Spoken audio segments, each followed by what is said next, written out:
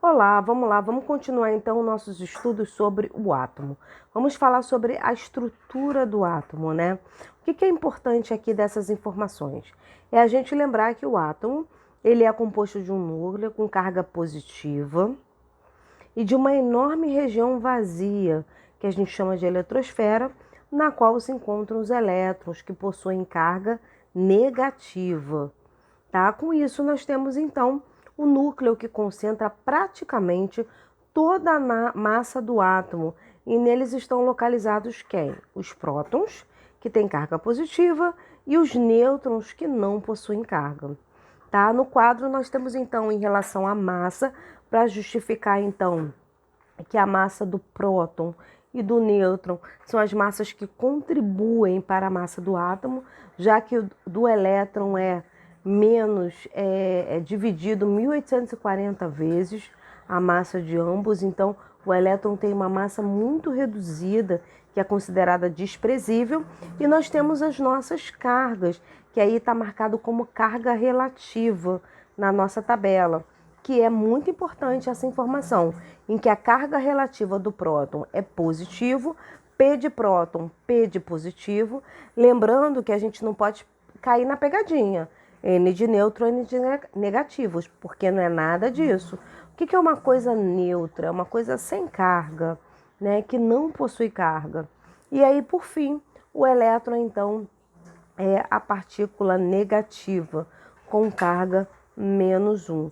Então, nós temos, o mais importante é lembrar que, em relação à massa, o elétron não contribui para a massa do átomo, porque tem massa desprezível, e em relação à carga, o nêutron tem carga nula, e o elétron é negativo, e o próton é positivo, ok? Vamos lá, então. Nós temos como exemplo, para a gente poder estar falando sobre a estrutura do átomo, o número atômico, o número de massa e a massa atômica. Então, o que é um número atômico, né? O número atômico ele é a mesma coisa que o número de prótons do átomo, que possui, né, cada elemento químico, que é específico. É como se fosse a impressão digital de cada elemento químico. Assim, todos os átomos com 20 prótons, por exemplo, vão pertencer ao elemento cálcio, né? Por quê? Porque 20 prótons fazem parte desse elemento.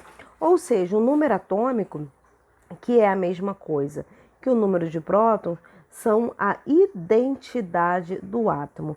E esse número atômico é representado por Z, e ele expressa o número de prótons presente no núcleo do átomo. Consequentemente, também é característico para cada elemento químico. Assim, se eu tiver isótopos, que é o mesmo número de prótons, significa que eu tenho elementos químicos que são iguais, ou seja, pertencem ao mesmo elemento químico, tá? Vamos lá. Qual é a diferença então entre massa e massa atômica? Então vamos lá. Número de massa e massa atômica.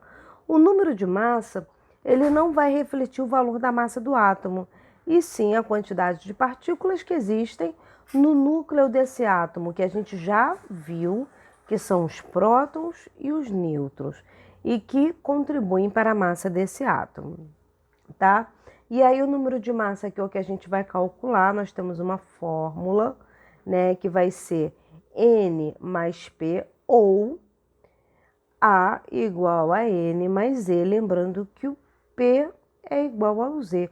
É só a gente perceber a posição do P, está na mesma posição do Z e vice-versa. É como se fosse nome e apelido, né? Em casa, na chamada dos colegas, a gente é chamado pelo nome, né? E já em casa, por exemplo, a gente é chamado pelo apelido, mas somos nós mesmos, né? Então, nome e apelido representa a mesma pessoa. Então, número atômico e prótons, como se fosse nome e apelido, ou apelido e nome, representa o mesmo elemento químico, ok? A vai ser igual a N mais P, ou A igual a N mais Z. E a massa atômica? Porque a gente está falando sobre o número de massa, né? A massa atômica é aquela que está na tabela periódica. Então, a gente vai lá na tabela, que é o nosso próximo assunto, né? Posterior a essa aula, e a gente vai descobrir que a massa atômica, ela representa a média ponderada, né, do que a gente tem dos elementos isótopos presentes na natureza. Então, vamos pegar como exemplo o boro, né? Como é que a gente encontra o elemento químico boro? Então, por exemplo, o elemento químico boro possui dois isótopos. E o que são os isótopos? São átomos de mesmo elemento químico, porque tem a mesma quantidade de prótons. Os prótons dão identidade ao átomo. Então, por exemplo, vamos voltar lá. O elemento boro possui dois isótopos naturais com massa atômica de aproximadamente 10U, que é a unidade de massa atômica, e abundância isotópica de 20%. Um outro com massa atômica de 11U, unidade de massa atômica, e já a abundância é de 80%. A pergunta é, assim, a massa atômica do elemento boro pode ser calculada por... Então, vamos lá. Massa atômica do elemento boro vai representar a nossa abundância multiplicada pela massa atômica, ou vice-versa. A ordem dos fatores não altera o produto. Mas, novamente, o que a gente tem? A massa atômica, que é 11, vezes a abundância ou ocorrência na natureza, que é 80. Então, voltando, vamos lá. 10, que é a massa atômica do boro, vezes a ocorrência na natureza, que é 20, ou vice-versa, mais a outra massa atômica do outro isótopo que a gente tem, né, que é representado por 11U, vezes a ocorrência desse outro isótopo na natureza, que é de 80%. Nós vamos fazer o somatório dessas multiplicações. Atenção, primeiro vamos fazer as multiplicações e depois vamos fazer, por fim, o somatório no numerador. E vamos dividir tudo por 100. Vamos chegar a 1080 dividido por 100. Então, a massa atômica do elemento boro vai ser 10,8 unidades de massa atômica. E esse valor ele é encontrado na tabela periódica, ok? Então, é bem simples da gente encontrar essas informações, ok? Então, vamos lá, vamos falar sobre quantidade de matéria, que é o mol. Como é que a gente calcula essa quantidade de matéria? Então, a grandeza é a quantidade de matéria, a unidade que eu vou chamar é de 1 mol. Então, vamos seguir aqui como é que a gente calcula. A gente tem que saber que o mol equivale a 6,022 vezes 10 a 23 átomos, moléculas, íons, né, de uma determinada substância. Então, sempre eu vou estar relacionando a 6,02 vezes 10 a 23, tá bom? Então, a gente tem vários raciocínios para a gente trabalhar sobre isso. Vamos lá. 1 mol de O, que é o oxigênio, 6,02 vezes 10 a 23 átomos de oxigênio. Se eu tenho o dobro de mol de O, eu vou ter também o dobro de átomos, que passa a ser 12,022 vezes 10 a 23 átomos de oxigênio. Lembrando que esse dobro ele corresponde à parte numérica que não tem a ver com a potência, que é 10 a 23, ok? 1 mol de O2, novamente, também é 1 mol. Então, vai ser 6,022 vezes 10 a 23. Agora, molécula, porque a gente tem o termo O2, então o O2 é uma molécula de gás oxigênio. Se eu tiver 2 mols, eu vou ter o dobro disso, que é 12,022 vezes 10 a 23, também moléculas de gás oxigênio. Tá? Isso vai ser importante em matérias posteriores, que a gente vai estudar sobre o mol.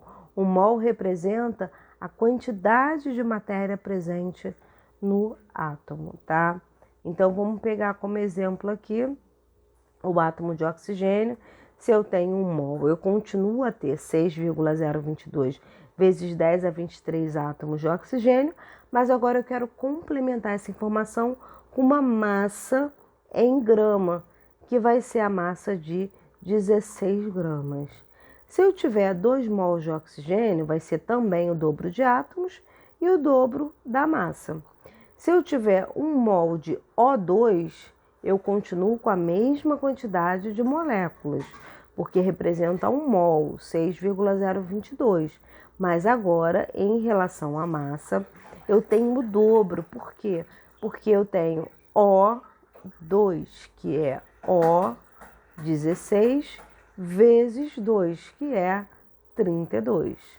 Se eu tiver 2 mols de O2, então eu tenho 2 vezes o nosso 16 vezes 2, que passa a ser 64 gramas e continua em relação a moléculas o dobro, porque eu tenho 2 mols de O2. Então, o mais importante é a gente verificar que nessa última situação em massa, a gente passa a ter, na verdade, uma quantidade que é 4 vezes maior, porque passa a ser de 64 gramas, porque a gente está trabalhando 2 mols, e além de ser 2 mols, eles são de O2, ok? Esse valor que eu acabei de citar, que é 6,022, é a constante de Avogadro, que é em homenagem ao Carlo Avogadro, que é um dos pioneiros em estudos de átomos, moléculas, de quantidades de matéria, ok? Então, a gente vai ficar por hoje é só, e aí eu vou estar passando para vocês algumas atividades para a gente complementar esse nosso estudo de hoje, que vem desde lá da parte 1, que fala sobre os modelos dos gregos, que eram modelos filosóficos, até os dias atuais, né, o modelo mais recente, na verdade, que é o modelo de Bohr, e algumas considerações sobre a característica do átomo, tá bom? Até mais, gente. Beijo. Fiquem com Deus e qualquer dúvida é só me chamar, tá? Beijo. Tchau, tchau.